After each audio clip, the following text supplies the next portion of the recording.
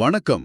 November மாதத்தோட மிக முக்கியமான நடப்பு நிகழ்வுகளை பத்தி ஒரு ஆழமான பார்வைக்கு உங்களை வரவேற்கிறோம். வணக்கம். நீங்க ஐபிபிஎஸ் ஆர்ஆர்பி கிளர்க் மெயின்ஸ் தேர்வுக்கு தயாராகிட்டு இருக்கீங்கன்னா இந்த உரையாடல் உங்களுக்கு ரொம்பவே பயனுள்ளதா இருக்கும். ஆமா, தேர்வுக்கு வர வாய்ப்புள்ள சில முக்கிய நிகழ்வுகளையும் அதுக்கு பின்னால இருக்கிற தகவல்களையும் நாம அலச போறோம்.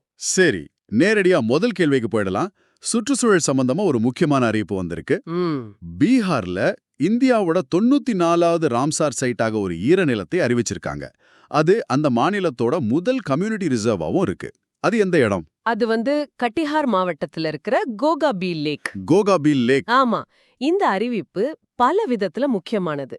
இதனால பீகார்ல இப்போ ராம்சார் தலங்களோட எண்ணிக்கை 6 ஆயிடுச்சு. ஓஹோ, காரு. இந்தியாவை பொறுத்த வரைக்கும் இது 94வது தலம். இந்த 94 தலங்களோட இந்தியா ஆசியாவிலேயே முதலிடத்துல இருக்கு.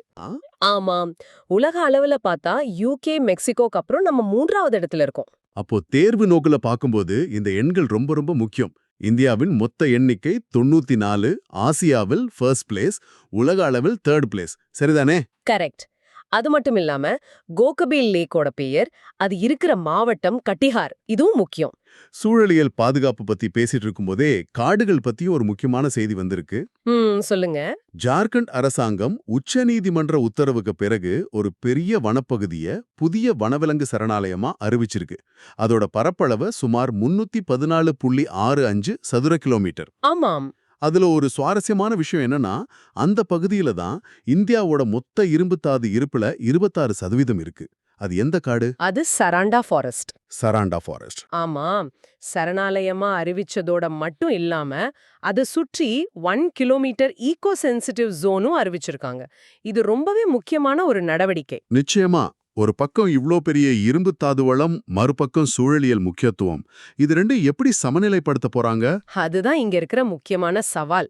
ஈகோ சென்சிட்டிவ் ஜோன் அறிவிச்சதால அந்த பகுதிக்குள்ள புதிய சுரங்க திட்டங்களுக்கு அனுமதி கிடைக்கிறது ரொம்பவே கடினம். சட்டவிரோத சுரங்கங்களையும் தடுக்க இது உதவும். வனவிலங்குகள் பாதுகாப்பு வரிசையில அடுத்ததா ப்ராஜெக்ட் சீதா பத்தி ஒரு அப்டேட். ஆமா, அடுத்த பேட்ச் சிறுத்தைகள் வரப்போகுது. ஆமா, 8 சிறுத்தைகள் கொண்ட அடுத்த குழு இந்தியாவிற்கு வர இருக்கு. அவை எந்த நாட்டில இருந்து கொண்டு வரப்படுது? அவை பொட்ஸ்வானால இருந்து கொண்டு வரப்பட இருக்கு. பொட்ஸ்வானா? ஓகே. இது இந்தியால சிறுத்தை இனத்தை மீண்டும் அறிமுகப்படுத்துற ப்ராஜெக்ட் சீதா திட்டத்தோட ஒரு பகுதி. இதுக்கு முன்னாடி நமீபியால இருந்து கொண்டு வந்தாங்க. சரி, அப்போ நமீபியா, இப்போ பொட்ஸ்வானா. தேர்வுல இதையும் கேட்க வாய்ப்பு இருக்கு. கண்டிப்பா. நாட்டின் பெயர், திட்டத்தோட பெயர், இது ரெண்டும் முக்கியம். சரி, சுற்றுச்சூழல் பகுதியிலிருந்து நகரங்கள் பக்கம் வருவோம். கூல் சிட்டிஸ் ஆக்சிலரேட்டர் அப்படின்னு ஒரு உலகளாவிய கூட்டணி இருக்கு. ஆமா, நகர்ப்புற வெப்பநிலைய சமாளிக்கிறதுக்காக. அதுதான். அதுல சமீபத்துல 3 இந்திய நகரங்கள் இணைஞ்சிருக்கு. அந்த நகரங்கள் எவை? அந்த 3 நகரங்கள் பெங்களூரு, அகமதாபாத், அப்புறம் மும்பை. பெங்களூரு, அகமதாபாத், மும்பை. ஆமா, C40 வேர்ல்ட் மேயர் சம்மிட்ல இந்த அறிவிப்பு வெளியானது. இது ரொம்ப அவசியமான ஒண்ணு. ஏன்னா ஒரு ரிப்போர்ட் படி 2024ல ஹீட் ஸ்ட்ரெஸ் காரணமா இந்தியாவுக்கு கிட்டத்தட்ட $373 மில்லியன் மதிப்புள்ள தொழிலாளர் உற்பத்தி திறன் இழப்பு ஏற்பட்டிருக்கு. $373 மில்லியன். இது ரொம்ப பெரிய தொகை. இந்த கூட்டணி எப்படி இதுக்கு உதவ போகுது? இது ஒரு செயல் திட்டம் சார்ந்த கூட்டணி. இதுல சேர நகரங்கள் நகர்ப்புற வெப்பத்தை குறைக்க உறுதியான நடவடிக்கைகளை எடுக்கணும். உதாரணத்துக்கு கூரைகளுக்கு வெள்ளை பெயிண்ட் அடிக்கிறது, நிறைய மரம் நடுறது, இந்த மாதிரி திட்டங்களுக்கு தொழில்நுட்ப ஆலோசனை கிடைக்கும். அருமை. இப்போ இந்தியாவோட பொருளாதாரம் சார்ந்த திட்டங்களை பத்தி பார்க்கலாம். மினிஸ்ட்ரி ஆஃப் ஸ்டீல் ஸ்பெஷாலிட்டி ஸ்டீல்கான PLI திட்டத்தோட 3rd ரவுண்ட அறிவிச்சிருக்கு.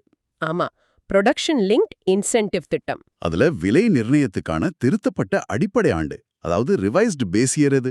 திருத்தப்பட்ட அடிப்படை ஆண்டு 2024-25. 2024-25. ஆமா, இதுக்கு முன்னாடி 2019-20 இருந்தது. சந்தை நிலவரத்துக்கு ஏத்த மாதிரி இதை மாத்திருக்காங்க. இந்த திட்டம் மொத்தம் 22 ப்ராடக்ட் சப் கேட்டகரிஸ உள்ளடக்கியது. இதுக்கு 4% முதல் 15% வரை ஊக்குத்தொகை கிடைக்கும். ஓகே. இந்த ஸ்பெஷாலிட்டி ஸ்டீலுக்கு ஏன் இவ்ளோ முக்கியத்துவம்? ஸ்பெஷாலிட்டி ஸ்டீலுங்கிறது அதிக மதிப்பு கூட்டப்பட்ட ஒரு தயாரிப்பு. பாதுகாப்பு, விண்வெளி, ஆட்டோமொபைல் துறைகள்ல இது பயன்படுது. நாம இப்போ இதை நிறைய இறக்குமதி செய்றோம். உள்நாட்டு உற்பத்தியை அதிகப்படுத்தினா இறக்குமதி குறையும். அதுதான் நோக்கம். புரியுது. தேர்வுல இந்த அடிப்படை ஆண்டு 2024-25 ஊக்கத்தொகை 4% 15%. பின்ன நிதி விநியோகம் தொடங்கும் ஆண்டு FY 2026-27 இதெல்லாம் முக்கியம். மிகச்சரி. அடுத்ததும் ஒரு முக்கியமான அரசாங்க திட்டம் எம்ப்ளாயீஸ் என்ரோல்மெண்ட் ஸ்கீம் 2025. ஆமா, டாக்டர் மன்சுக் மாண்டவியா தொடங்கி வச்சார். இந்த திட்டம் முதலாளிகளுக்கு அவங்களோட ஊழியர்களை EPF கணக்குல சேர்க்க ஒரு குறிப்பிட்ட கால அவகாசம் கொடுக்குது. அந்த காலகட்டம் எது? அந்த காலகட்டம் 1 நவம்பர் 2025 இருந்து 30th ஏப்ரல் 2026 வரைக்கும். November 2025 to April 2026. ஆமா. இதுல முக்கியமான அம்சம் என்னன்னா, ஜூலை 2017க்கும் அக்டோபர் 2025க்கும் இடையில EPFல சேர்க்கப்படாத ஊழியர்களை வெறும் ₹100 அபராதத்தோட பதிவு செஞ்சுக்கலாம். வெறும் ₹100 அபராதமா? இது தொழிலாளர்களை முறைசார்ந்த பொருளாதாரத்துக்குள்ள கொண்டு வர ஒரு பெரிய வாய்ப்பு மாதிரி தெரியுது. அதேதான். இது முதலாளிகளுக்கு பெரிய நிதிச்சுமை இல்லாம பழைய தவறுகளை சரி செய்ய ஒரு வாய்ப்பு கொடுக்குது. இதன் மூலம் லட்சக்கணக்கான தொழிலாளர்களுக்கு EPF, பென்ஷன், இன்சூரன்ஸ் பலன்கள் கிடைக்கும். சரி, இப்போ உலகளாவிய தரவரிசை பக்கம் போலாம். தோஹால நடந்த மாநாட்டுல வேர்ல்ட் கோஆபரேட்டிவ் மானிட்டர் 2025 அறிக்கை வெளியானது. அதன்படி உலகத்தோட நம்பர் 1 கூட்டுறவு அமைப்பா எந்த இந்திய அமைப்பு அறிவிக்கப்பட்டிருக்கு? அது நம்ம அமுல், அதாவது Gujarat cooperative milk marketing federation. அடேங்கப்பா, அமுலா? இதுல இன்னும் ஒரு பெருமையான விஷயம் இருக்கு. 2வது இடத்தை பிடிச்சதும் ஒரு இந்திய அமைப்பு தான், IFFCO. அப்படியா? Indian farmers fertiliser cooperative. ஆமா, முதல் 2 இடங்களையும் இந்திய கூட்டுறவு அமைப்புகள் பிடிச்சிருக்கிறது நம்ம கூட்டுறவு இயக்கத்தோட வலிமையை காட்டுது. உண்மையிலே இது ஒரு பெரிய செய்தி. தேர்வு நோக்குல அமுல் ஃபர்ஸ்ட், IFFCO செகண்ட். அறிக்கை வெளியான இடம் தோஹா. இது முக்கியம். கரெக்ட். விவசாயம் சார்ந்த அடுத்த செய்தி ஏற்றுமதி பத்தினது. APEDA, அதாவது agricultural and processed food products export development authority. ஆமா, அவங்க சத்தீஸ்கர்லேருந்து ஃபோர்ட்டிஃபைடு ரைஸ் கர்னல்ஸை முதல் முறையா ஒரு மத்திய அமெரிக்கா நாட்டுக்கு அனுப்பியிருக்காங்க. அது எந்த நாடு? அந்த நாடு கோஸ்டாரிக்கா. கோஸ்டாரிக்கா. ஓகே. இந்த ஃபோர்ட்டிஃபைடு ரைஸ் கர்னல்ஸ்னா என்ன? அது அரிசியில இரும்பு சத்து, ஃபோலிக் அமிலம், வைட்டமின் B12 மாதிரி நுண்ணூட்டச்சத்துக்களை சேர்த்து அதோட ஊட்டச்சத்து மதிப்பை அதிகப்படுத்துறது. ஓஹோ, அப்போ இது வெறும் வர்த்தகம் மட்டும் இல்ல, உலகளாவிய ஊட்டச்சத்து குறைபாட்டை சமாளிக்க இந்தியாவோட ஒரு பங்களிப்பு. மிகச்சரியா சொன்னீங்க. இதுல கவனிக்க வேண்டியது அனுப்பின அமைப்பு APEDA, பொருள் ஃபோர்ட்டிஃபைடு ரைஸ் கர்னல்ஸ், மாநிலம் சத்தீஸ்கர், நாடு கோஸ்டாரிக்கா. பொருளாதாரம் சார்ந்த இன்னொரு சர்வதேச நிகழ்வு. கத்தார் ஒரு நாட்டுல $3.5 பில்லியன் முதலீடு செய்ய ஒப்புக்கொண்டிருக்கு. ஒரு ரியல் எஸ்டேட் திட்டத்துல.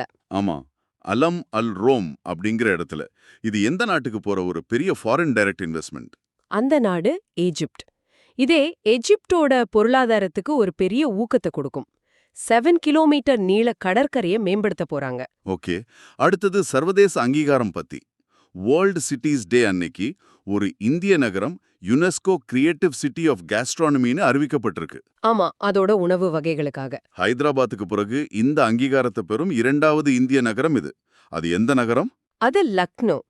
அதோட தனித்துவமான அவதி உணவு வகைகளுக்காக இந்த அங்கீகாரம். லக்னோ பிரியாணி, கபாப் எல்லாம் உலக புகழ் பெற்றது. ஆமா, இந்த அங்கீகாரத்தால லக்னோ இப்போ யுனெஸ்கோ கிரியேட்டிவ் சிட்டிஸ் நெட்வொர்க், அதாவது UCCNல இணைஞ்சிருக்கு. இது சுற்றுலாவுக்கு ரொம்ப உதவும். தேர்வுல நகரம் லக்னோ, வகை கேஸ்ட்ரானமி, இது 2வது நகரம், முதல் நகரம் ஹைதராபாத். இந்த பாயிண்ட்ஸ் முக்கியம். கரெக்ட். இப்போ டிஜிட்டல் இந்தியா பக்கம் வருவோம். NGD நடத்தின ஒரு மாநாட்டுல 7 மாநிலங்களை டிஜிலாக்கர் ஆக்சிலரேட்டர்ஸ்னு அங்கீகரிச்சிருக்காங்க. நான் சில ஆப்ஷன் சொல்றேன். இதுல எந்த மாநிலம் அந்த பட்டியல்ல இல்ல? Options: A Assam, B Tamil Nadu, C Maharashtra. இதுல சரியான பதில் B தமிழ்நாடு. தமிழ்நாடு அந்த பட்டியல்ல இல்ல. ஓ, தமிழ்நாடு இல்லையா? இல்ல. அங்கீகரிக்கப்பட்ட 7 மாநிலங்கள் அஸ்ஸாம், ஹிமாச்சல் பிரதேஷ், மத்திய பிரதேஷ், மேகாலயா, கேரளா, மகாராஷ்டிரா, அப்புறம் மிசோரம். சரி, அப்போ இது மாதிரி which is not வகை கேள்விகளுக்கு அந்த 7 மாநிலங்கள் பட்டியலை நினைவுல வச்சுக்கிறது தான் ஒரே வழி. ஆமாம், கண்டிப்பா. தொழில்நுட்பம் சார்ந்த இன்னொரு செய்தி. தொலைத்தொடர்பு துறையில தரப்படுத்துதல் தொழில்நுட்ப ஆய்வுகளுக்காக தி டெலிகம்யூனிகேஷன் இன்ஜினியரிங் சென்டர், அதாவது TEC, எந்த நிறுவனத்தோட MOU போட்டிருக்கு? அது IIT பாம்பே கூட. ஐஐடி பாம்பே. ஆமா. இதோட நோக்கம் 5G, 6G மாதிரி எதிர்கால தொழில்நுட்பங்களுக்கான தரநிலைகளை உருவாக்குறதுல இந்தியாவோட பங்களிப்ப அதிகப்படுத்துறது. அப்போ நாமளே தொழில்நுட்பத்துக்கான விதிகளை உருவாக்குற நிலைக்கு போறதுக்கான ஒரு படி இதுன்னு சொல்லலாமா? நிச்சயமா. இது டெக்னாலஜிக்கல் சாவரனிட்டி, அதாவது தொழில்நுட்ப இறையாண்மையை நோக்கிய ஒரு முக்கியமான நகர்வு. இறுதியாக ஒரு முக்கியமான உலகளாவிய அறிக்கை FAO, அதாவது food and agriculture organisation state of food and agriculture SOFA 2025 அறிக்கையை வெளியிட்டிருக்கு. ஆ, அதன்படி உலக அளவுல லேண்ட் டிகிரடேஷன், அதாவது நிலச்சீரழிவால சுமார் எத்தனை பேர் பாதிக்கப்பட்டிருக்காங்க? அந்த எண்ணிக்கை சுமார் 1.7 பில்லியன். 1.7 பில்லியன் மக்களா? ஆமாம். இது உலக மக்கள் தொகையில கிட்டத்தட்ட 1/5 பங்கு. இந்த அறிக்கை சொல்ற இன்னொரு அதிர்ச்சியால தகவல், உலக அளவுல காடுகள் அழிக்கப்படுறதுல கிட்டத்தட்ட 90%க்கு விவசாய விரிவாக்கம் தான் காரணம். 90% விவசாயத்தாலையா? இது உணவு பாதுகாப்புல எவ்வளோ பெரிய தாக்கத்தை ஏற்படுத்தும்? பெரிய தாக்கத்தை ஏற்படுத்தும். நிலம் சீரழிஞ்சா உணவு உற்பத்தி குறையும். அதனால பசி, வறுமை, இடப்பெயர்வு எல்லாம் அதிகரிக்கும் இல்லையா? ஆமா. அப்போ தேர்வுல இந்த 1.7 பில்லியன்கிற எண்ணிக்கை அறிக்கையை வெளியிட்ட FAO, அப்புறம் 90% காடழிப்புக்கு காரணம் விவசாய விரிவாக்கம், இந்த 3 புள்ளிகளும் மிக மிக முக்கியம். மிக முக்கியம். யூனியன் கேபினெட் ஒரு முக்கியமான மிஷனுக்கு ஒப்புதல் கொடுத்திருக்கு. எக்ஸ்போர்ட் ப்ரமோஷன் மிஷன், அதாவது EPM. ஆமா. இதோட டோட்டல் அவுட்லே, மொத்த ஒதுக்கீடு வந்து 25,060 கோடி. கரெக்ட். இப்போ கேள்வி என்னன்னா, இந்த மிஷன் எந்த காலகட்டத்துல செயல்படும்? இந்த டியூரேஷன் ரொம்ப முக்கியம் இல்லையா? ஆப்ஷன்ஸ்ல FY 2024-25 to FY 29-30 இருக்கு. அப்புறம் FY 25-26 to FY 30-31 இருக்கு. இதுல எது சரி? The correct period is FY 2025 to 2026 to FY 2030-31. இந்த திட்டத்தோட முக்கிய நோக்கமே இந்தியாவோட எக்ஸ்போர்ட் காம்படிட்டிவ்னஸ், அதாவது ஏற்றுமதி போட்டித்தன்மையை அதிகப்படுத்துறது தான். ஓஹோ. இதுக்காக நிர்யாத் புரோத்சாகன், நிர்யாத் திஷான்னு 2 சப் ஸ்கீம்ஸ் கூட கொண்டு வராங்க. முக்கியமா MSMEஸ்க்கு இது ஒரு பெரிய ஊக்கமா இருக்கும். அப்போ தேர்வுக்கு தயாராகிறவங்க இந்த டியூரேஷனையும் டோட்டல் அவுட்லேயான 25,060 கோடி ரூபாயும் கண்டிப்பா ஞாபகம் வச்சுக்கணும். சரியா சொன்னீங்க. இந்த 2 எண்களும் ரொம்ப முக்கியம். சரி, அப்போ அடுத்தது நேஷனல் அஃபேர்ஸ் பக்கம் போகலாம். சமீபத்துல நடந்த பீகார் அசெம்பிளி எலெக்ஷன்ஸ்ல NDA கூட்டணி ஜெயிச்சது. ஆமா, அதுல 89 இடங்களை வென்று சிங்கிள் லார்ஜஸ்ட் பார்ட்டியாக உருவான கட்சி எது? இதுதான் கேள்வி. இதுல வந்து பாரதிய ஜனதா பார்ட்டி, அதாவது BJP தான் 89 இடங்களை வென்று தனிப்பெரும் கட்சியா வந்தாங்க. ஓகே. இதன் மூலமா NDA கூட்டணியோட மொத்த இடங்கள் 202 உயர்ந்தது. பெரும்பான்மைக்கு தேவை 122 இடங்கள் தான். ஆனா அவங்க அதை விட ரொம்ப அதிகமா ஜெயிச்சிருக்காங்க. புரியுது. ஆனா இதுல ஒரு சுவாரஸ்யமான விஷயம் என்னன்னா, BJPக்கு 89 இடங்கள், அவங்க கூட்டணி கட்சியான JDUக்கு 85 இடங்கள். ஆமா, பெரிய வித்தியாசம் இல்ல. இது கூட்டணிக்குள்ள அதிகார பகிர்வுல ஒரு தாக்கத்தை ஏற்படுத்தும் இல்லையா? கண்டிப்பா. எங்கள் நெருக்கமா இருக்கும்போது முடிவெடுக்கிறதுல 2 கட்சிகளோட பங்களிப்பும் முக்கியமா இருக்கும். மத்த கட்சிகளை பார்த்தா RJDக்கு 25, LIJB RVக்கு 19, INCக்கு 6 இடங்கள். இந்த எண்கள் பீகாரோட அரசியல் கள நிலவரத்தை புரிஞ்சுக்க உதவும். சரி, அரசியல்ல இருந்து அடுத்து நம்ம நாட்டு உழைக்கும் மக்களை பத்தி பேசலாம். இது ஒரு முக்கியமான சட்டம் சம்பந்தப்பட்ட கேள்வி. 4 புதிய லேபர் கோட்ஸ்களின் கீழ் அக்ரிகேட்டர்ஸ் தங்களோட ஆனுவல் டர்ன் ஓவர்ல இருந்து எவ்வளவு சதவீதத்தை கிக் மற்றும் பிளாட்ஃபார்ம் ஒர்க்கர்ஸ்களோட சோஷியல் செக்யூரிட்டிக்காக வழங்கணும்? The correct percentage is 1 to 2%. இந்த கிக் எக்கானமி இப்போ ரொம்ப வேகமா வளர்ந்துட்டு வருது இல்லையா? ஸ்விக்கி, ஜொமேட்டோ, ஊபர், ஓலா மாதிரி நிறுவனங்கள்ல வேலை செய்யற லட்சக்கணக்கான தொழிலாளர்களுக்கு இந்த சட்டம் ஒரு பாதுகாப்பு மாதிரி. அக்ரிகேட்டர்ஸ்னா இந்த மாதிரி ஆப் பேஸ்டு நிறுவனங்களை தான் சொல்றீங்க, சரிதானே? ஆமா, அவங்கதான். அவங்க வருமானத்துல இருந்து 1 to 2% கொடுக்கணும். இதுல வேற ஏதாவது நிபந்தனைகள், கண்டிஷன்ஸ் ஏதாவது இருக்கா? இருக்கு. இதுல இன்னொரு முக்கியமான விஷயம் என்னன்னா, இந்த கான்ட்ரிபியூஷனுக்கு ஒரு கேப், அதாவது உச்சவரம்பு வச்சிருக்காங்க. அது வந்து அந்த தொழிலாளர்களுக்கு வழங்கப்படும் தொகையில 5%க்கு மேல போகக்கூடாது. ஓ, அப்படியா? ஆமா. So தேர்வை பொறுத்த வரைக்கும் a contribution of 1 to 2% and a cap of 5% on the amount payable. இந்த 2 எண்களும் ரொம்ப ரொம்ப முக்கியம். Okay, got it. அடுத்து பேங்கிங் அண்ட் ஃபைனான்ஸ். கேபினெட் வந்து credit guarantee scheme for exporters, அதாவது CGSC-க்கு ஒப்புதல் அளித்துள்ளது. இது 100% கேரண்டி வழங்குது. ஆமா. கேள்வி என்னன்னா, இந்த திட்டத்தின் கீழ் ஒரு பாரோவருக்கு, அதாவது கடனாளிக்கு அதிகபட்சமா மேக்ஸிமம் லோன் அமௌண்ட் கிடைக்கும். The maximum loan amount per borrower is 50 crore rupees. இந்த திட்டத்தோட நோக்கமே ஏற்றுமதியாளர்களுக்கு கொலாட்ரல் இல்லாம, அதாவது எந்த பிணையும் இல்லாம கடன் கிடைக்க வழி செய்யறது தான். ஓகே, இதன் மூலமா மொத்தம் 20,000 crore வரை கிரெடிட் சப்போர்ட் கொடுக்க இலக்கு வச்சிருக்காங்க. அப்போ வங்கிகள் ஏற்றுமதியாளர்களுக்கு கடன் கொடுக்க தயங்காம இருக்க இந்த திட்டம் ஒரு உத்தரவாதம் கொடுக்குது. இந்த திட்டத்தை செயல்படுத்துற அமைப்பு எது? Implementing agency is NCGTC, அதாவது national credit guarantee trustee company. இவங்கள ஒரு இன்சூரன்ஸ் கம்பெனி மாதிரி நினைச்சுக்கலாம்.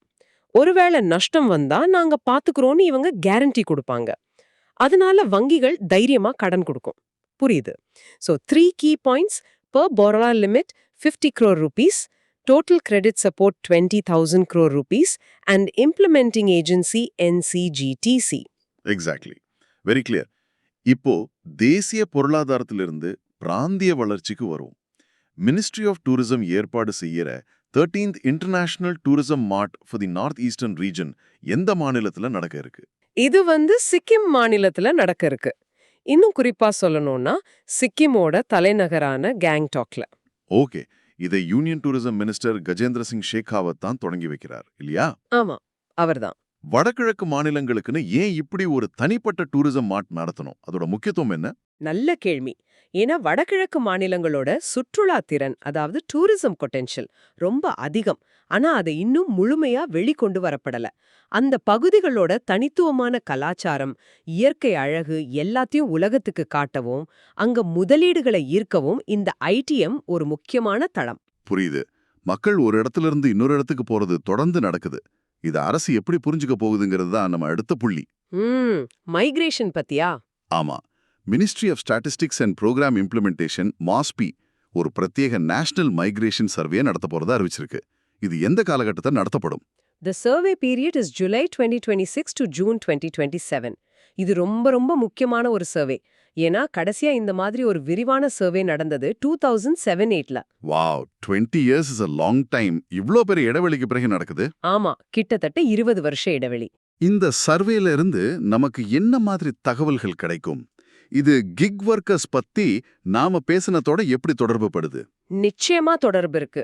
இந்த சர்வே மூலமா மைக்ரேஷன் ரேட்ஸ், மக்கள் ஏன் ஒரு இடத்துல இருந்து இன்னொரு இடத்துக்கு போறாங்க, அதாவது ரீசன்ஸ் ஃபார் மூவ்மெண்ட், அவங்களோட எக்கனாமிக் ப்ரொஃபைல்ஸ்னு பல விஷயங்களை தெரிஞ்சுக்கலாம். ஓகே, கிக் ஒர்க்கர்ஸ்ல பலரும் புலம்பெயர்ந்த தொழிலாளர்களா தான் இருக்காங்க.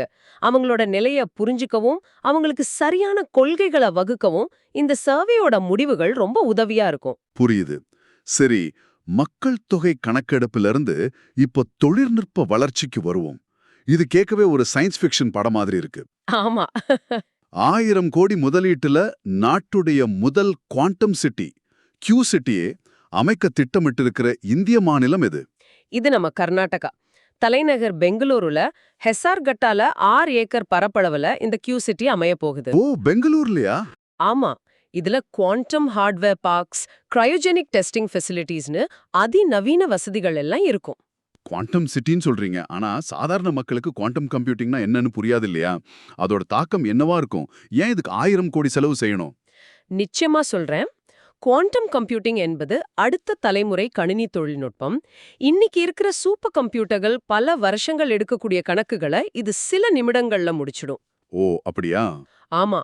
புதுசா மருந்து கண்டுபிடிக்கிறது, காலாவஸ்தைய துல்லியமா கணிக்கிறது, நிதித்துறையில சிக்கலான மாடல்களை உருவாக்குறதுன்னு எல்லாத்தையும் இது மாற்றி அமைக்க போகுது. இந்த கியூ சிட்டி அந்த தொழில்நுட்பத்துல இந்தியாவை ஒரு உலகளாவிய மையமா மாற்றுவதற்கான ஒரு பெரிய முயற்சி. இது வெறும் ஒரு பில்டிங் இல்ல, இது ஒரு டெக்னாலஜி ரெவல்யூஷனுக்கான வித. அமேசிங். சரி, இப்போ தொழில்நுட்பத்திலிருந்து பாதுகாப்பு துறைக்கு வருவோம். 15th டிஃபென்ஸ் பாலிசி டயலாக் சமீபத்துல ஹனாயில நடந்தது. ஆமா. இந்த டயலாக் இந்தியாவுக்கும் எந்த நாட்டுக்கும் இடையிலான ஜாயிண்ட் விஷன் ஸ்டேட்மெண்ட்டின் கீழ் ஒரு முக்கிய மெக்கானிசமாக செயல்படுது. The correct answer is Vietnam. இந்த டயலாகுக்கு நம்ம டிஃபென்ஸ் செக்ரட்டரி ராஜேஷ்குமார் சிங் இணை தலைமை வகித்தார். ஹானோயில நடந்தது. வியட்நாம் ஒரு முக்கியமான நாடு. தென் சீன கடல் பகுதியில அவங்களுக்கு சில சவால்கள் இருக்கு. இந்த சூழல்ல இந்தியாவுக்கும் வியட்நாமுக்கும் இடையேயான இந்த பாதுகாப்பு ஒத்துழைப்பு ஏன் இவ்ளோ முக்கியத்துவம் பெறுது? சரியா கேட்டீங்க. இந்தோ பசிபிக் பகுதியில அமைதியையும் நிலைத்தன்மையும் உறுதி செய்ய வியட்நாம் ஒரு முக்கியமான ஸ்ட்ராட்டஜிக் பார்ட்னர். இந்த டயலாக்ல ஹைட்ரோகிராஃபி, அதாவது கடல்சார் வரைபடம் தயாரிப்பது மற்றும் யுஎன் பீஸ்கீப்பிங்ல ஒத்துழைப்பை மேம்படுத்துறது பத்தியெல்லாம் விவாதிச்சிருக்காங்க. இது 2 நாடுகளுக்கும் இடையான உறவை மேலும் வலுப்படுத்தும். சரி, இந்தியாவுடைய வெளி உறவுகள்ல இருந்து உலக அளவிலான குறியீடுகள்ல நம்ம இடம் என்னன்னு பார்க்கலாம். Mercer CFA global pension index 2025 படி முதலிடத்தை பிடிச்ச நாடு எது மற்றும் 52 நாடுகள்ல இந்தியாவுடைய நிலை என்ன? இது ஒரு கவலை அளிக்கக்கூடிய செய்தி. முதலிடத்துல நெதர்லாண்ட்ஸ் இருக்கு. ஆனா இந்தியா 52 நாடுகள்ல கடைசி இடமான 52வது இடத்தை பிடிச்சிருக்கு. 52க்கு 52. இது ரொம்ப மோசமான நிலை. ஏன் நம்ம ஓய்வூதிய திட்டம் இவ்வளவு பின்தங்கி இருக்கு? இந்த இண்டெக்ஸ் எதை வச்சு நாடுல தரவரிசைப்படுத்துது? இந்த இண்டெக்ஸ் adequacy, சஸ்டெயினபிலிட்டி மற்றும் இன்டெகிரிட்டின்னு 3 முக்கிய காரணிகளை வச்சு மதிப்பிடுது.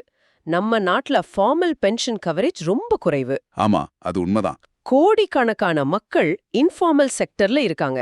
அவங்களுக்கு முறையான சமூக பாதுகாப்பு இல்ல. இந்த இண்டெக்ஸ் அதத்தான் அப்பட்டமாக காட்டுது.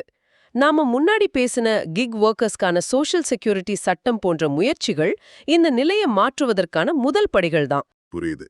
இந்த ஓய்வூதிய பிரச்சனைக்கும் தொழிலாளர் சட்டங்களுக்கும் நேரடி தொடர்பு இருக்கு. சரி, அடுத்ததா RBI அண்ட் பேங்கிங் பக்கம் வருவோம். Reserve bank of India payment system operators, அதாவது PSOஸ்க்கான ஒரு செல்ஃப் ரெகுலேட்டரி ஆர்கனைசேஷன், அதாவது SRO ஆக எந்த அமைப்புக்கு அங்கீகாரம் கொடுத்திருக்கு? The recognized body is SRPA, அதாவது செல்ஃப் ரெகுலேட்டட் PSO அசோசியேஷன். இதுல ஒரு முக்கியமான நிபந்தனை இருக்கு. அங்கீகாரம் கிடைச்ச ஒரு வருஷத்துக்குள்ள இந்த SRPA குறைந்தபட்சம் 2 கோடி ரூபாய் நெட்வொர்த் கொண்டிருக்கணும். அப்போ SROனா என்ன? பேமெண்ட் சிஸ்டம் ஆபரேட்டர்ஸ்னா ஃபோன்பே, கூகுள் பே மாதிரியான நிறுவனங்களா? இந்த SRPயோட வேலை என்ன? சரியா சொன்னீங்க. PSOஸ்னா அந்த மாதிரி நிறுவனங்கள் தான். SROங்கிறது அந்த துறையை தங்களே சுய ஒழுங்குபடுத்திக் கொள்வதற்கான ஒரு அமைப்பு. இதுல அந்த துறையை சேர்ந்தவங்களே விதிகளை உருவாக்கி அதை கடைபிடிக்கிறாங்களான்னு கண்காணிப்பாங்க. ஓ, அப்போ RBI மேற்பார்வை மட்டும் செய்யுமா? ஆமா, RBI மேலிருந்து மேற்பார்வையிடும். இதனால RBIயோட வேலைப்பழு குறையும், இண்டஸ்ட்ரியும் திறமையா செயல்படும். So it's like the industry policing itself with RBI's oversight. Makes sense. Banking துறையிலிருந்து இன்னொரு நல்ல செய்தி. H1 FY 2025-26 ரிவ்யூ மீட்டிங்ல பப்ளிக் செக்டார் பேங்க்ஸ் PSBs 93,067 கோடி நிகர லாபம் நெட் ப்ராஃபிட் ஈட்டியதா சொல்லியிருக்காங்க. ஆமா, அதே நேரத்துல gross NPAs பல வருடங்கள்ல இல்லாத அளவுக்கு ரொம்ப குறைஞ்சிருக்கு. எவ்வளவு சதவிகிதமா குறைஞ்சிருக்கு? Gross NPAs have come down to just 2.30%. இது ஒரு மிகப்பெரிய முன்னேற்றம். அது மட்டும் இல்ல, net NPAs வெறும் 0.45%ஆக குறைஞ்சிருக்கு. இது பொதுத்துறை வங்கிகளோட ஃபினான்ஷியல் ஹெல்த் எவ்வளவு மேம்பட்டிருக்குன்னு காட்டுது. சில வருஷங்களுக்கு முன்னாடி பொதுத்துறை வங்கிகளோட வாராக்கடன் ஒரு பெரிய தலைவலியா இருந்துச்சே. இந்த மாற்றம் எப்படி சாத்தியமாச்சு? பல காரணங்கள் இருக்கு. அரசு எடுத்த insolvency and bankruptcy code IBC போன்ற சீர்திருத்தங்கள், வங்கிகளே தங்களோட கிரெடிட் டிசிப்ளினை மேம்படுத்தினது, பொருளாதார வளர்ச்சின்னு பல விஷயங்கள் இதுக்கு காரணம். இந்த 2.30% gross NPA மற்றும் 0.45% net NPA ஆகிய 2 புள்ளி விவரங்களும் மிக முக்கியம். Great to hear. அடுத்து ஒரு பேங்கிங் சர்வீஸ் மாற்றம். ஸ்டேட் பேங்க் ஆஃப் இந்தியா, அதாவது SBI, நவம்பர் 30, 2025 இருந்து ஆன்லைன் SBI மற்றும் யோனோ லைட்ல எந்த வசதியை நிறுத்த போறதா அறிவிச்சிருக்கு. அவங்க M-Cash என்ற வசதியை நிறுத்த போறாங்க. M-Cash, ஆமா. இந்த தேதிக்கு பிறகு யூசர்ஸ் பெனிஃபிஷரி ரெஜிஸ்ட்ரேஷன் பண்ணாம பணம் அனுப்பவோ அல்லது M-Cash மூலியமா பணத்தை பெறவோ முடியாது. இது வாடிக்கையாளர்களை நேரடியா பாதிக்கிற மாற்றம். அதனால தேர்வுல கேட்க வாய்ப்பு இருக்கு. Discontinued facility M-Cash effective date November 30, 2025. சரி, இப்போ ஒரு முக்கியமான நியமனம். பிரசிடென்ட் திரௌபதி முர்மு இந்தியாவுடைய 53வது தலைமை நீதிபதியா chief justice of India CJI ஆக யார பதவியேற்க வச்சிருக்காங்க? He is Justice Surya Kant. இவர் நவம்பர் 24 அன்னைக்கு பதவியேற்றார். இந்த மாதிரி கேள்விகள்ல பெயர் மட்டும் இல்லாம அவர் எத்தனையாவது CJI என்ற எண்ணும் ரொம்ப முக்கியம். So Justice Surya Kant is the 53rd CJI of India. Got it. Name and number. கடைசியா புக்ஸ் அண்ட் ஆத்தர்ஸ் பகுதியிலிருந்து ஒரு கேள்வி. ம் தனிப்பட்ட சாதனைகளை விட டிசிஷன் மேக்கிங் மற்றும் லீடர்ஷிப் ஆகியவற்றை மையமா வச்சு எழுதப்பட்ட டெஸ்டட் என்ற புதிய புத்தகத்தை எழுதின கிரிக்கெட் வீரர் யார்? It's Pat Cummins, the Australian men's test and ODI captain. பொதுவாக விளையாட்டு வீரர்களோட புத்தகங்கள் அவங்களோட சாதனைகளை பத்தி தான் பேசும். ஆனா இந்த புத்தகம் 11 அத்தியாயங்கள் மூலமா தலைமை பண்பையும் முடிவெடுக்கும் திறனையும் ஆராயுது. அதனால இது கொஞ்சம் வித்தியாசமானது. பிரதான மந்திரி நரேந்திர மோடி PM கேசான் திட்டத்தோட 21st இன்ஸ்டால்மெண்ட்டை வெளியிட்டார். ஆமா. சுமார் 9 கோடி விவசாயிகளுக்கு ஒரு பெரிய தொகை போய் சேர்ந்திருக்கு. அந்த தொகை எவ்வளவு? உங்களுக்கான options: A 16,000 crore, B 18,000 crore, C 21,000 crore அல்லது D 4,000 crore. இதுல சரியான விடை வந்து B 18,000 crore. 18,000 crore. ஆனா இங்க தொகையை விட சில முக்கியமான விவரங்கள் இருக்கு. இந்த தொகையை பிரதமர் தமிழ்நாட்டுல கோயம்புத்தூர்ல நடந்த ஒரு சமிட்ல இருந்து தான் விடுவித்தார். ஓ, கோயம்புத்தூர்ல இருந்தா? ஆமா, South India natural farming summit. இது டைரக்ட் பெனிஃபிட் டிரான்ஸ்ஃபர், அதாவது DBT மூலமா நேரடியா விவசாயிகளோட கணக்குக்கு போச்சு. அப்போ தேர்வுல எப்படி கேட்பாங்க? தேர்வுல வந்து எத்தனாவது இன்ஸ்டால்மெண்ட், அதாவது 21st, எங்கிருந்து விடுவிக்கப்பட்டது, கோயம்புத்தூர், அப்புறம் பயனாளிகள் எத்தனை கோடி பேருன்னு கேட்க வாய்ப்பு இருக்கு. சரி, அப்போ இந்த திட்டம் ஆரம்பிச்சதுல இருந்து இது வரைக்கும் எவ்ளோ கொடுத்திருக்காங்க? அதுவும் ஒரு முக்கியமான புள்ளி விவரம் இல்லையா? அருமையான கேள்வி. 2019ல இந்த திட்டம் ஆரம்பிச்சது. அப்போ இருந்து இது வரைக்கும் 3.70 lakh crore மேல கொடுத்திருக்காங்க. Wow, 3.70 lakh crore. ஆமா, இது ஒரு மிகப்பெரிய நிதி உதவி திட்டம். DBTயோட வெற்றியும் இது காட்டுது. விவசாயிகளுக்கு நேரடி உதவி ஒரு பக்கம், இன்னொரு பக்கம் நம்மளோட டேட்டா பாதுகாப்பு சம்பந்தமா ஒரு முக்கியமான சட்டம் வந்திருக்கு. தி digital personal data protection, DPDP rules 2025. ஆமா, DPDP ரூல்ஸ். இது வந்து ஒரு சிட்டிசன் சென்ட்ரிக் டேட்டா ஃப்ரேம்வொர்க்குக்கு மாறுதுன்னு சொல்றாங்க. இதுக்கு நிறுவனங்களுக்கு எவ்வளவு காலம் கொடுத்திருக்காங்க? இதுக்கு வந்து 18 months, அதாவது 18 மாதங்கள் கால அவகாசம் கொடுத்திருக்காங்க. 18 மாசமா? ஆமா, இது ஒரு ஃபேஸ்ட் ரோல் அவுட், அதாவது படிப்படியா அமல்படுத்துவாங்க. இதுல சுவாரஸ்யமான விஷயம் என்னன்னா, இந்த விதிகள் கிளியர் கன்சென்ட் நோட்டீசஸ், அப்புறம் இந்தியா பேஸ்ட் கன்சென்ட் மேனேஜர்ஸ்னு சில விஷயங்களை கட்டாயமாக்குது. கன்சென்ட் மேனேஜர்ஸா? அது என்னது, கொஞ்சம் புதுசா இருக்கு. அது ஒரு முக்கியமான அம்சம். இப்போ நாம நம்மளுடைய டேட்டாவை எந்தெந்த நிறுவனங்களுக்கு கொடுத்திருக்கோம், ஓகே, எதுக்கெல்லாம் அனுமதி கொடுத்திருக்கோன்னு ஒரே இடத்துல பார்க்கவும் அதை மேனேஜ் பண்ணவும் இந்த கன்சென்ட் மேனேஜர்ஸ் உதவுவாங்க. அப்போ நம்ம கண்ட்ரோல்ல இருக்கோம். கரெக்ட். மக்களுக்கு அவங்க டேட்டா மேல ஒரு முழுமையான கட்டுப்பாடு கிடைக்கும். இந்த மாற்றங்களுக்கெல்லாம் நிறுவனங்கள் தங்களை தயார்படுத்திக்கத்தான் இந்த 18 மாத அவகாசம். ரொம்ப தெளிவா இருக்கு. சரி, கொள்கை அளவிலான மாற்றங்கள்ல இருந்து இப்போ களத்துல நடந்த ஒரு முக்கியமான நிகழ்வுக்கு போலாம். Environment and wildlife. நமீபியால இருந்து கொண்டு வரப்பட்ட ஜுவாலாங்கிற சீட்டாவுக்கு இந்தியால பிறந்த ஒரே ஒரு குட்டி. ஆமா, அந்த சீட்டா சமீபத்துல கூனோ தேசிய பூங்கால 5 குட்டிகளை ஈன்றிருக்கு. இது ரீஇன்ட்ரோடக்ஷன் ப்ராஜெக்ட்ல ஒரு மிகப்பெரிய மைல்ஸ்டோன். அந்த சீட்டாவோட பேர் என்ன? அந்த பெருமைக்குரிய சீட்டா பேர் வந்து முக்கி. முக்கி. இதுல நாம கவனிக்க வேண்டிய சில விஷயங்கள் இருக்கு. முக்கி தான் இந்தியாவிலேயே பிறந்த முதல் சீட்டா. ஓ, அப்படியா? அது மட்டும் இல்ல, ஜுவாலாவோட குட்டிகள்ல உயிரோட இருக்கிற ஒரே சீட்டாவும் முக்கி தான். குனோ தேசிய பூங்கா மத்திய பிரதேசத்துல இருக்குங்கிறதையும் நாம ஞாபகம் வச்சுக்கணும். இந்த மாதிரி திட்டங்கள், அது நடக்கிற இடம், விலங்குகளோட பெயர்கள், இதெல்லாம் ரொம்ப முக்கியம். ஒரு உயிரினத்தை மீட்டெடுப்பது எவ்வளோ பெரிய விஷயமோ, அதே மாதிரி எதிர்காலத்துக்கான ஒரு புதிய தொழில்நுட்பத்தை உருவாக்குவதும் ஒரு மைல்கல் தான். அடுத்த செய்தி அதை பத்தி தான். Infrastructure and aviation. சொல்லுங்க. சார்லா ஏவியேஷன் மற்றும் APADCL ஒரு MOU கையெழுத்திட்டிருக்காங்க. இந்தியாவோட முதல் கீகா ஸ்கேல் எலக்ட்ரிக் ஏர் டாக்ஸி, அதாவது EVTOL உற்பத்தி மையம் எங்க அமைய போகுது? இது வந்து ஆந்திர பிரதேசத்துல இருக்கிற அனந்தபூர்ல அமைய போகுது. அனந்தபூர். ஆமா, இதுக்கு ஸ்கை ஃபேக்டரின்னு பேர் வச்சிருக்காங்க. EVTOLனா என்னன்னு சுருக்கமா சொல்றேன்.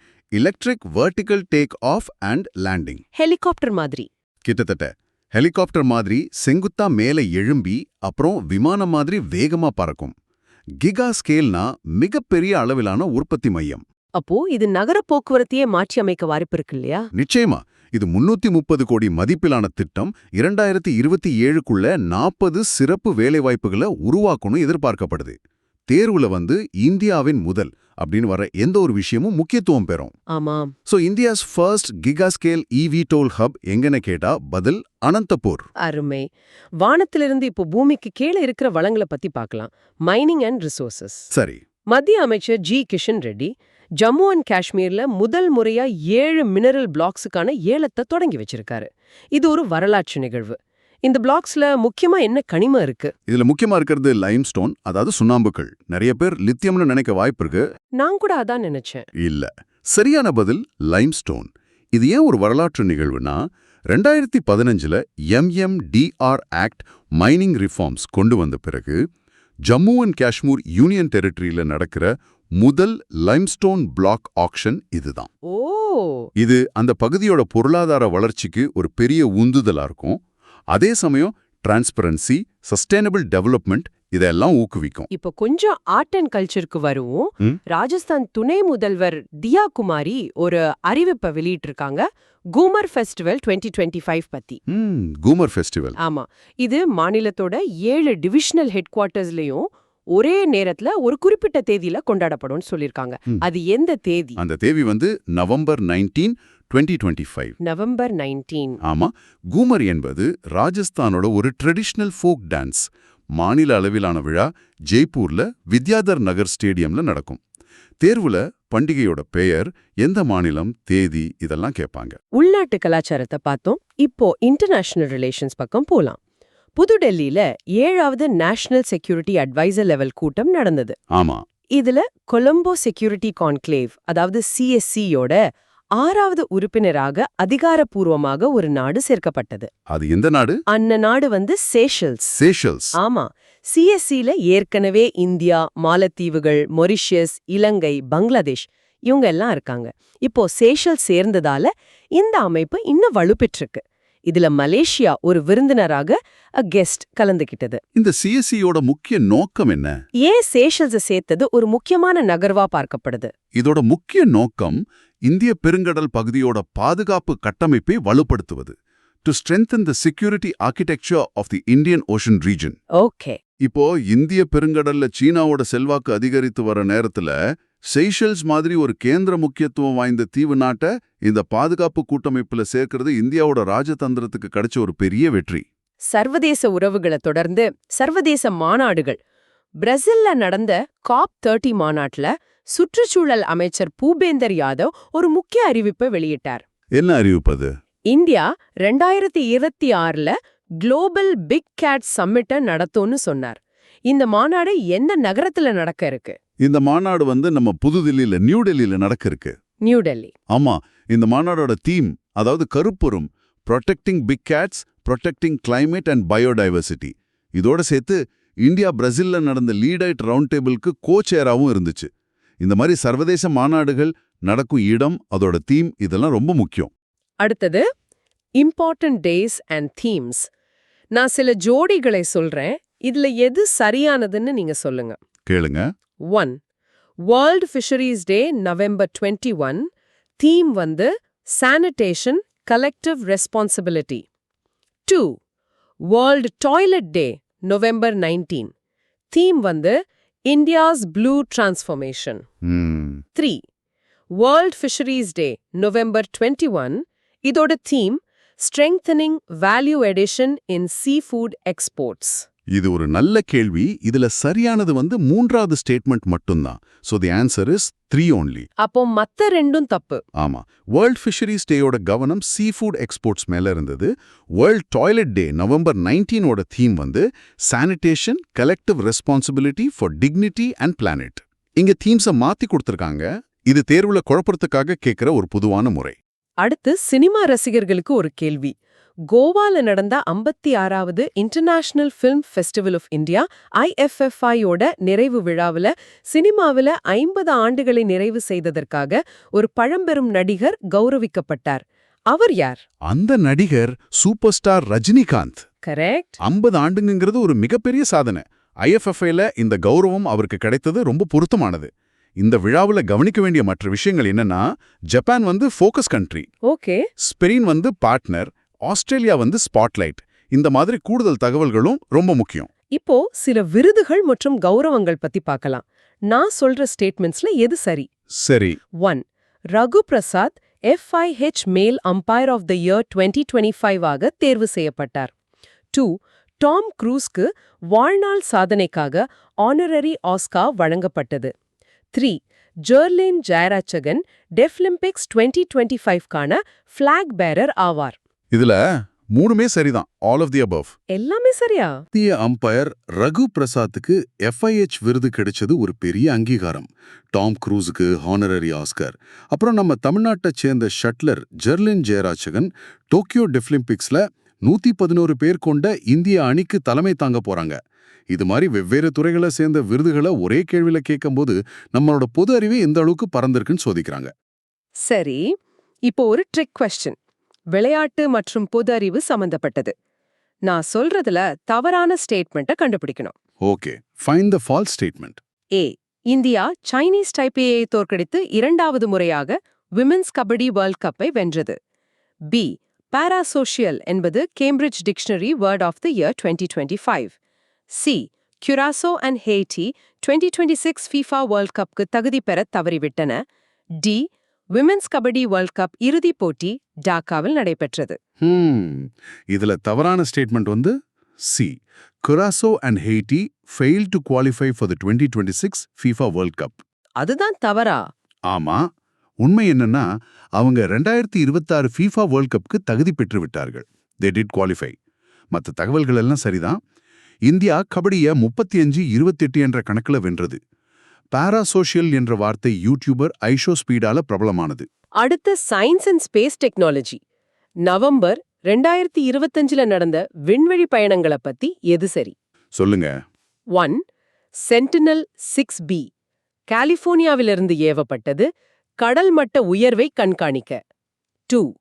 சோலரஸ் S2 இந்தியா ஸ்டார்ட் அப் கிராஹா ஸ்பேஸின் நானோ சேட்டலைட் பிரேசிலிலிருந்து ஏவப்பட உள்ளது. இதுல வந்து இரண்டுமே சரி. Both 1 and 2 are correct. Sentinel 6B ஒவ்வொரு 112 நிமிடங்களுக்கும் பூமியை சுற்றி வந்து கடல்களை அளவிடுது. கடல் மட்ட உயர்வை கண்காணிக்கவா? ஆமா, பருவநிலை மாற்றத்தோட தாக்கத்தை இது துல்லியமா காட்டும். கிராஹா ஸ்பேஸ் நிறுவனம் இன்ஸ்பேஸ் இடமிருந்து சோலாரஸ் S2 பிரேசிலிலிருந்து ஹேண்ட்பிட் நானோ வெஹிக்கிள் மூலமா ஏவ அனுமதி பெற்றிருக்கு. இது நம்ம விண்வெளி ஸ்டார்ட் அப்களுக்கு ஒரு பெரிய ஊக்கம். பாதுகாப்பு துறையிலிருந்து ஒரு கேள்வி. இதுல 2 செய்திகள் இணைஞ்சிருக்கு. சரி. மத்திய அரசு 250க்கும் மேற்பட்ட துறைமுகங்களுக்கு பாதுகாப்பு பொறுப்பை CISF இடம் ஒப்படைத்துள்ளது. அதே நேரத்துல இந்திய ராணுவம் நிஃப்ட் வடிவமைத்த ஒரு புதிய பொருளுக்கு IPR, அதாவது அறிவுசார் சொத்துரிமை பெற்றிருக்கு. அது எந்த பொருள்? அது வந்து digital print combat coat. Combat கோட்டா? ஆமா. முதல்ல CISF இனிமேல் துறைமுகங்களுக்கு பாதுகாப்பு வழங்கும். இது ஒரு முக்கியமான கொள்கை முடிவு. இரண்டாவதாக, இந்திய ராணுவம் அதோட புதிய டிஜிட்டல் பிரிண்ட் போர் சீருடைக்கு வடிவமைப்பு உரிமையை பதிவு செஞ்சிருக்கு. அதனால என்ன பயன்? இது மூலமா வேறு யாரும் இந்த டிசைனை காப்பி அடிக்க முடியாது. ராணுவத்தோட பிரத்யேகத்தன்மை பாதுகாக்கப்படும். It prevents unauthorised manufacturing and ensures exclusivity. சரி, நம்ம உரையாடலோட கடைசி பகுதிக்கு வந்துட்டோம். மிலிட்டரி எக்ஸசைசஸ், ராணுவ பயிற்சிகள். ஆமா, நான் லிஸ்ட் ஐல பயிற்சிகளோட பேரையும் லிஸ்ட் 2ல அது நடந்த இடம் மற்றும் நாடையும் சொல்றேன். சரியா பொருத்தணும்? List I. A. Garuda 25, B. Ajaya warrior 25, C. Suryakiran XXI. Okay. List 2. 1. Nepal Pithoragarh. 2. France Monti Marsan. 3. UK Rajasthan. இதோட சரியான பொருத்தம் வந்து A2, B3, C1. அதாவது கருடா 25 என்பது இந்தியாவுக்கும் பிரான்ஸ்க்கும் இடையே நடந்த ஒரு ஏர் எக்ஸசைஸ். அஜய வாரியர் 25 என்பது இந்தியாவுக்கும் UKக்கும் இடையே ராஜஸ்தானில் நடந்த ஆர்மி எக்ஸசைஸ். சூரியகிரண் XXS என்பது இந்தியாவுக்கும் நேபாளுக்கும் இடையே உத்தரகாண்ட்ல பித்தோராகர்ல நடந்த பயிற்சி. அப்போ இந்த பயிற்சிகள், நாடுகள், இடம் இதெல்லாம் முக்கியம். ரொம்ப ரொம்ப முக்கியம். யூனியன் கவர்மெண்ட் வந்து டெக்ஸ் ரேம்ஸ் அப்படின்னு ஒரு புதிய ஸ்கீமுக்கு ஒப்புதல் கொடுத்திருக்காங்க.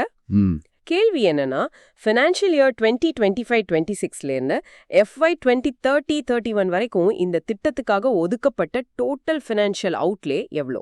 இதுக்கு பதில் 305 கோடி ரூபாய். ஓகே, 305 கோடி ரூபாய். நீங்க குறிப்பெடுக்கிறீங்கன்னா ஸ்கீம் பெயர் டெக்ஸ் ராம்ஸ், நிதி ஒதுக்கீடு 305 கோடி, காலம் வந்து FY 2025-26 to FY 2030-31. சரி, ஆனா ஒரு நிமிஷம், ஜவுளித்துறை மாதிரி ஒரு பெரிய துறைக்கு 305 கோடி ரூபாய் போதுமானதா? நல்ல கேள்வி. இந்த ஸ்கீம் வந்து மினிஸ்ட்ரி ஆஃப் டெக்ஸ்டைல்ஸால முழுசா ஃபண்ட் செய்யப்படுது. இதோட நோக்கம் வந்து ரொம்ப குறிப்பானது. அதாவது ஸ்மார்ட் டெக்ஸ்டைல்ஸ், சஸ்டைனபிலிட்டி, ப்ராசஸ் எஃபிஷியன்சில அட்வான்ஸ்ட் ரீசர்ச் பண்றதுக்காக இது ஒரு கேட்டலிஸ்ட் மாதிரி. புரியுது. சோ இது ஒரு இனோவேஷனுக்கான ஸ்ட்ராட்டஜிக் ஃபண்டிங். கரெக்ட். அடுத்த கேள்விக்கு போகலாமா? போகலாம். அடுத்தது, இறக்குமதி சார்பை குறைக்க சின்டர்ட் ரேர் எர்த் பெர்மனன்ட் மேக்னெட்ஸ் அதாவது REPM உற்பத்தியை ஊக்குவிக்க கேபினெட் ஒரு திட்டத்திற்கு ஒப்புதல் கொடுத்திருக்கு. ஆமா. இந்த திட்டத்தோட target annual domestic manufacturing capacity என்ன? இலக்கு வந்து 6000 மெட்ரிக் டன்ஸ் பர் ஆனம், அதாவது MTPA. 6000 MTPA. இது ஒரு பெரிய இலக்கு இல்லையா? ஆமா, ரொம்ப முக்கியமானது. ஏன்னா EVs, டிஃபென்ஸ்னு எல்லாத்துலயும் அது தேவை. சரி, இந்த இலக்கை அடைய அரசு என்ன மாதிரி இன்சென்டிவ்ஸ் கொடுக்குது? இந்த திட்டத்தோட மொத்த ஒதுக்கீடு 7280 கோடி ரூபாய். இது 5 வருஷத்துக்கு. ஓஹோ. இதுல 750 கோடி வந்து கேபிட்டல் சப்சிடியும் அடங்கும். எக்ஸாம் பாயிண்ட் ஆஃப் வியூல REPM-ஓட ஃபுல் ஃபார்ம் முக்கியம். சரி, அடுத்தது விவசாயம். யூனியன் அக்ரிகல்ச்சர் மினிஸ்டர் 2025-26க்கான ஃபர்ஸ்ட் அட்வான்ஸ் எஸ்டிமேட்ஸை வெளியிட்டிருக்காங்க. MT? ஆமா, இது போன வருஷத்தை விட 3.87 MT அதிகம். இதுல முக்கிய பயிர்களோட உற்பத்தி அளவுகளும் முக்கியம் தானே? ஆமா, கண்டிப்பா. ரைஸ் வந்து 124.504 MT, மேஸ் வந்து 28.303 MT. அப்போ சுகர் கேன்? சுகர் கேன் வந்து 475.614 MT. எக்ஸலென்ட். அடுத்த எக்ஸ்போர்ட் ரேங்கிங்ஸ் பத்தி பார்க்கலாம். உலகளாவிய காஃபி வர்த்தகத்துல இந்தியா ஒரு முக்கியமான இடத்துல இருக்கு. ஆமா. நம்மளோட தற்போதைய ரேங்க் என்ன அண்ட் உள்நாட்டுல எந்த மாநிலம் உற்பத்தியில முன்னணியில இருக்கு? இந்தியா வந்து 5th லார்ஜஸ்ட் எக்ஸ்போர்ட்டர். உள்நாட்டு உற்பத்தியில கர்நாடகா தான் முதல் இடத்துல இருக்கு. ஓ, கர்நாடகாவா? ஆமா, அவங்களோட உற்பத்தி மட்டுமே 2.8 lakh MT. நம்மளோட குளோபல் எக்ஸ்போர்ட் ஷேர் வந்து 5%. சூப்பர். இப்போ நாம அடுத்த பகுதிக்கு போலாம். International recognition and domestic framework. சரி. சமீபத்துல பிரேசில்ல நடந்த ஒரு விழாவுல இன்டர்நேஷனல் கோஆபரேட்டிவ் அலையன்ஸ் அதாவது ICA 100 வருஷம் பழமையான ஒரு இந்திய கூட்டுறவு சங்கத்தை global cooperative cultural heritage site ஆக அங்கீகரிச்சிருக்கு. அந்த சங்கம் எது? அது கேரளாவைச் சேர்ந்த Uralungal labour contract cooperative society, ULCCS. ULCCS. ஆமா, இந்த உலகளாவிய பட்டியல்ல இடம் பெற்றிருக்கிற 2 இந்திய தலங்கள்ல இதுவும் ஒண்ணு. அப்படியா? அப்போ மற்றொன்று ஏது? மற்றொன்று டாக்டர் வர்கீஸ் குரியன் மியூசியம், அதாவது அமுலோடது. ஓகே. அடுத்து ஸ்டாட்டிஸ்டிக்கல் ஃப்ரேம்வொர்க்ஸ் பத்தி பார்க்கலாம். Ministry of statistics and programme implementation MOSPI national industrial classification அதாவது NIC 2025 வெளியிட்டிருக்கு. ஆமா. இந்த புதிய வெர்ஷன் எக்கனாமிக் ஆக்டிவிட்டீஸை கிளாசிஃபை செய்ய எத்தனை இலக்கங்கள் கொண்ட கோடிங் சிஸ்டம் அறிமுகப்படுத்துது? இது வந்து ஒரு 6 டிஜிட் கோடிங் சிஸ்டம். 6 டிஜிட். இதுக்கு முன்னாடி NIC 2008ல 5 டிஜிட் சிஸ்டம் தான் இருந்தது. இந்த ஒரு டிஜிட் கூடதால என்ன பெரிய மாற்றம்? இது ரொம்ப முக்கியமான மாற்றம். Fintech, renewable energy, AYUSH based health care மாதிரி வளர்ந்து வர்ற துறைகளை இதுக்குள்ள கொண்டு வர முடியுது. ஓஹோ, so it captures the new economy. Exactly. இது UN ஸ்டாண்டர்ட்ஸ்க்கும் இணையா இருக்கு. அருமை. அடுத்தது ஸ்டேட் ரீஆர்கனைசேஷன். ஆந்திர பிரதேஷ் அரசு சமீபத்தில் 3 புதிய மாவட்டங்களை உருவாக்க ஒப்புதல் கொடுத்திருக்கு. ஆமா, இதனால மொத்த மாவட்டங்கள் 29 ஆயிடுச்சு. கொடுத்திருக்கிற ஆப்ஷன்ஸ்ல ஏது அந்த 3 புதிய மாவட்டங்களில் ஒன்று அல்ல? ஆப்ஷன்ஸ் வந்து போலாவரம், மார்க்கபுரம், அமராவதி அண்ட் மதனாப்பள்ளி. இதுல சரியான பதில் அமராவதி. ஆமா, புதிதாக உருவாக்கப்பட்ட மாவட்டங்கள் போலாவரம், மார்க்கபுரம் அண்ட் மதனப்பள்ளி தான். சரி, இதுல ஒரு கூடுதல் தகவல் இருக்கே. போலாவரம் மாவட்டத்தோட தலைமையகம். ஆமா, அதோட தலைமையகம் ராம்பச்சோடாவரம்ல அமைக்கப்படும். என்விரான்மெண்டல் அவார்ட்ஸ் கிளீன் அவர் ஏர் பிரிவில் மதிப்புமிக்க எர்த் ஷாட் பிரைஸ் 2025 வென்ற முதல் லாட்டின் அமெரிக்கன் நகரம் எது? இது போகோட்டா, கொலம்பியா. போகோட்டா. ஆமா, 2018ல இருந்து காற்று மாசுபாட்டை 24% குறைச்சிருக்காங்க. இதுக்காக தான் இந்த அங்கீகாரம். 24% ரிடக்ஷன். வாவ். ஆமா, இந்த திட்டங்கள் மூலமா கிட்டத்தட்ட 8 மில்லியன் மக்கள் பயனடைஞ்சிருக்காங்க. கிரேட். இப்போ நாம 3வது பகுதிக்கு வந்திருக்கோம். Economy, funding and important days. சரி. மோஎஸ்பிஐ தரவுகளின்படி FY26 இன் 2வது காலாண்டில், அதாவது Q2ல இந்தியாவின் கிராஸ் டொமெஸ்டிக் ப்ராடக்ட் ஜிடிபி வளர்ச்சி என்ன சதவீதமாக உயர்ந்தது? வளர்ச்சி 8.2% இருந்தது. 8.2%. இது ரொம்ப நல்ல நம்பர் இல்லையா? ஆமா, ரொம்பவே ஸ்ட்ராங்கான growth. ஆனா இதுல ஒரு சின்ன நுணுக்கம் இருக்கு. அது என்ன? ஒட்டுமொத்த ஜிடிபி 8.2% வளர்ந்தாலும் அக்ரிகல்ச்சரல் ஜிவிஏ வளர்ச்சி 3.5% ஆக தான் இருந்தது. ஓஹோ. இது போன வருஷம் இதே காலாண்டில் 4.1% ஆக இருந்ததை விட குறைவு. சோ அக்ரிகல்ச்சர் செக்டார்ல ஒரு ஸ்லோடவுன் இருக்கு. ஆமா, கரெக்ட். அடுத்தது இன்டர்நேஷனல் ஃபண்டிங். வேர்ல்ட் பேங்க் இந்தியால $776 மில்லியன் மதிப்பிலான 2 புதிய திட்டங்களுக்கு ஒப்புதல் கொடுத்திருக்கு. டிஜிட்டல் எஜுகேஷனுக்காக $286 மில்லியன் மற்றும் கிளைமேட் ரெசிலியன்ட் அக்ரிகல்ச்சருக்காக $490 மில்லியன். இந்த நிதியை பெறும் 2 மாநிலங்கள் எவை? அந்த மாநிலங்கள் பஞ்சாப் மற்றும் மகாராஷ்டிரா. பஞ்சாப் அண்ட் மகாராஷ்டிரா. ஆமா, பஞ்சாபுக்கு $286 மில்லியன் கல்விக்காக போய்ஸ் புரோகிராம் கீழையும், ஓகே. மகாராஷ்டிராக்கு $490 மில்லியன் விவசாயத்துக்காக POCRA திட்டத்தின் கீழையும் வழங்கப்படுது. சரி, இந்த POCRA திட்டம் மூலமா எவ்ளோ விவசாயிகள் பயனடைவாங்க? கிட்டத்தட்ட 2 மில்லியன் விவசாயிகள் பயனடைவாங்க. சூப்பர். அடுத்தது இம்பார்ட்டன்ட் டேஸ். கான்ஸ்டிடியூஷன் டே, அதாவது சம்விதான் திவஸ். நவம்பர் 26. ஆமா, 2025ஆம் ஆண்டின் கொண்டாட்டம் எந்த ஒரு வருட கால தேசிய பிரச்சாரத்தின் முடிவோடு இணைந்திருந்தது? அந்த கேம்பெயின் தீம் ஹமாரா சம்விதான் ஹமாரா ஸ்வாபிமான். ஹமாரா சம்விதான் ஹமாரா ஸ்வாபிமான். ஆமா, இந்த நாள் 1949ல நம்ம அரசியலமைப்பு சட்டம் ஏற்றுக்கொள்ளப்பட்டதை நினைவு கூறுது. இந்த பிரச்சாரத்தோட நோக்கம் என்னவா இருந்துச்சு? அரசியலமைப்பு மதிப்புகள் மற்றும் உரிமைகள் குறித்த பொதுமக்களின் புரிதலை ஆழப்படுத்துவதுதான். Very good. இப்போ நம்மளோட கடைசி பகுதிக்கு போகலாம். Arts, technology and science. சரி. 56வது international film festival of India IFFIயோட நிறைவு விழாவில் சிறந்த திரைப்படத்திற்கான கோல்டன் பீகாக் விருதை வென்ற படம் எது? ஸ்கின் ஆஃப் யூத் என்ற வியட்நாம் படம். வியட்நாம் படமா? ஆமா, இத ஆஷ் மேஃபேர் இயக்கியுள்ளார். சரி, அப்போ இந்திய படங்களுக்கு ஏதாவது விருது கிடைச்சதா? கிடைச்சதே. சிறந்த இயக்குனருக்கான சில்வர் பீகாக் விருது கொண்டால் என்ற மராத்தி படத்துக்காக சந்தோஷ் தாவாக்கருக்கு வழங்கப்பட்டது. ஓகே, கொண்டால் மராத்தி படம். ஆமா. அடுத்து ஸ்பேஸ் டெக்னாலஜி. பிரதமர் நரேந்திர மோடி சமீபத்தில் ஹைதராபாத்தில் ஸ்கைரூட் ஏரோஸ்பேஸின் இன்ஃபினிட்டி கேம்பஸை திறந்து வைத்தார். அப்போது அவர் வெளியிட்ட இந்தியாவின் முதல் தனியாரால் உருவாக்கப்பட்ட ஆர்பிட்டல் ராக்கெட் எது? அந்த ராக்கெட்டின் பேர் விக்ரம் 1. விக்ரம் 1. ஆமா, இது ஒரு ஆல் கார்பன் ஃபைபர் பாடி கொண்டது. All carbon fibre. அதனால என்ன பயன்? எடை ரொம்ப குறைவா இருக்கும். அதனால சுமார் 300 கிலோகிராம் பேலோட்ஸ லோ எர்த் ஆர்பிட், அதாவது LEOக்கு கொண்டு போக முடியும். அப்போ காஸ்ட் எஃபெக்டிவா இருக்கும் இல்லையா? நிச்சயமா. இந்த கேம்பஸ்ல மாதத்துக்கு ஒரு ஆர்பிட்டல் ராக்கெட்டை உருவாக்க முடியும்னு சொல்றாங்க. ஃபேண்டாஸ்டிக். அடுத்தது planetary science. International astronomical union IAU செவ்வாய் கிரகத்தில் உள்ள 3.5 பில்லியன் இயர் ஓல்ட் கிரேட்டருக்கு கிருஷ்ணன் அப்படின்னு பெயரிட்டுள்ளது. ஆமா, இது MS கிருஷ்ணனை கௌரவிக்குது. அவர் எந்த துறையில் முன்னோடியாக இருந்தார்? அவர் ஒரு pioneering geologist. Geological survey of இந்தியாவோட முதல் இந்திய டைரக்டராக இருந்தவர். ஓஹோ, அந்த கிரேட்டரை சுத்தி இருக்கிற சின்ன கிரேட்டர்ஸ்க்கு கூட பேர் வச்சிருக்காங்களே.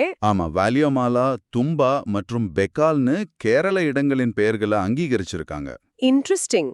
சரி, அடுத்து டிஃபென்ஸ் டெக்னாலஜி. இந்திராஜால் ட்ரோன் டிஃபென்ஸ் சமீபத்தில் இந்தியாவின் முதல் ஆன்டி ட்ரோன் பேட்ரோல் வெஹிக்கிளை அறிமுகப்படுத்தியது. ஆமா. இந்த வாகனத்தின் பிராண்ட் நேம் என்ன? இதன் பெயர் இந்திராஜால் ரேஞ்சர். ஹைதராபாத்ல அறிமுகப்படுத்தினாங்க. இந்திரஜால் ரேஞ்சர். இது எப்படி வேலை செய்யும்? இது ஒரு மொபைல் டிஃபென்ஸ் பபுள் மாதிரி. இது எல்லை பகுதிகள், முக்கிய உள்கட்டமைப்புகளை பாதுகாக்க உதவும். அப்படியா? ஒரு புரோட்டோடைப் எல்லையில 6 நாட்கள்ல 40 ரோக் ட்ரோன்ஸ்களை இடைமறித்ததாக கூட சொல்றாங்க. இம்ப்ரெசிவ். நம்மளோட கடைசி கேள்விக்கு வந்துட்டோம். சரி, AI பயன்படுத்தி நேச்சுரல் லாங்குவேஜை கம்ப்யூட்டர் கோடாக மாற்றுவதை குறிக்கும் எந்த சொல் காலின்ஸ் டிக்ஷனரியால் வேர்ட் ஆஃப் த இயர் 2025 ஆக தேர்ந்தெடுக்கப்பட்டது? அந்த சொல் வைப் கோடிங். Vibe coding. அது என்ன? நீங்க ஒரு சாஃப்ட்வேரோட வைப சொன்னா போதும் ஏஐ அதுக்கு கோட் எழுதும். அப்படியா? ஆமா, இந்த வார்த்தையை உருவாக்கியவர் ஆண்ட்ரே கார்பாத்தி, டெஸ்லாவோட முன்னாள் ஏஐ டைரக்டர். இது ஏஐ எப்படி சாஃப்ட்வேர் டெவலப்மெண்ட்டை மாத்துதுன்னு காட்டுது. கரெக்ட். நவம்பர் மாதத்திற்கான மஸ்ட் நோ நியூஸை இப்ப நம்ம முடிச்சிட்டோம். எக்ஸாம்க்கு முன்னாடி இதெல்லாம் திரும்பவும் ரிவைஸ் பண்ணுங்க.